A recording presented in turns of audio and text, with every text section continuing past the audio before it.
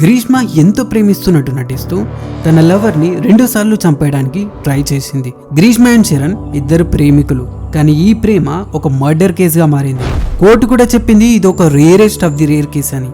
Greeshma and Charan ఒకరినొకరు చాలా ప్రేమించుకున్నారు. కానీ కొన్ని నెలల తర్వాత గ్రీష్మ పేరెంట్స్ ఒక మంచి సంబంధం తీసుకొచ్చి గ్రీష్మకి ఎంగేజ్మెంట్ చేశారు. అది తెలిసిన శరణ్ ఆమెకి బ్రేకప్ చెప్పి దూరంగానే ఉన్నాడు. కానీ మళ్ళీ గ్రీష్మ శరణ్ కి ఒక మాట ఇచ్చింది, పెళ్లి చేసుకుంటే నిన్నే చేసుకుంటా లేదంటే లేదు అని. ఇది కాస్త డీప్ లవ్ గా మారింది. కొంతకాలం గడిచిన తర్వాత గ్రీష్మ ఎలా ఆలోచించిందంటే తన లైఫ్ లో వెల్ సెటిల్ పర్సన్ వస్తే బాగుంటుంది కదా, సో శరణ్ బదులు పేరెంట్స్ చూసిన అబ్బాయిని పెళ్లి చేసుకుంటే హ్యాపీగా ఉంటాను కదా అని అనుకుంది. కానీ మ్యారేజ్ డేట్ అయితే దగ్గరికి వస్తుంది. గ్రీష్మకి ఏం చేయాలో అర్థం కాలేదు. అప్పుడు గ్రీష్మ శరణ్ కి దూరంగా ఉండాలని డిసైడ్ అయ్యింది అండ్ ఏవో రీజన్స్ చెప్పి బ్రేకప్ చెప్పాలనుకుంది. కానీ అవి ఏమీ కుదరలేదు. ఇక చివరికి శరణ్ ని చంపేయాలని డిసైడ్ అయ్యింది. గ్రీష్మ ఫస్ట్ అటెంప్ట్ లో జ్యూస్ బాటిల్స్ లో 50 పారాసిటమాల్ టాబ్లెట్స్ ని వేసి శరణ్ కి ఇచ్చింది. కానీ జ్యూస్ టేస్ట్ చేదు రావడం వల్ల దాన్ని శరణ్ తాగలేదు. సెకండ్ సారి చాలా ట్రికీ వేలో థింక్ చేసి ఒక ప్లాన్ వేసింది. గ్రీష్మ శరణ్ ని ఇంటికి పిలిపించి